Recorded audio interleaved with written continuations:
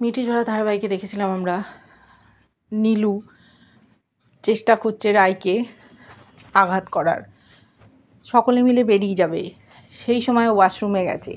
এদিকে বিক্রম অনির্বাণকে বলছে আমার বোনটাকে একটু শান্তিতে থাকতে দিও, ওকে আর কষ্ট দিও না, ও সকলের জন্য করে কিন্তু কারুর কাছ থেকে কিছু পায় না, তুমিও ওকে ভালোবাসোনি, ওকে তাই একটু দেখে রেখো, ও কথা দিয়েছে আমি দেখে রাখবো। সেই সময় দেখছি রায় আগুন আগুন করতে ছুটে আসছে, ওর গায়ে আগুন লেগে গেছে, নেভাতে চেষ্টা করছে সকলে, নিভিয়েও গেছে, ওর মা অজ্ঞান হয়ে গেছে।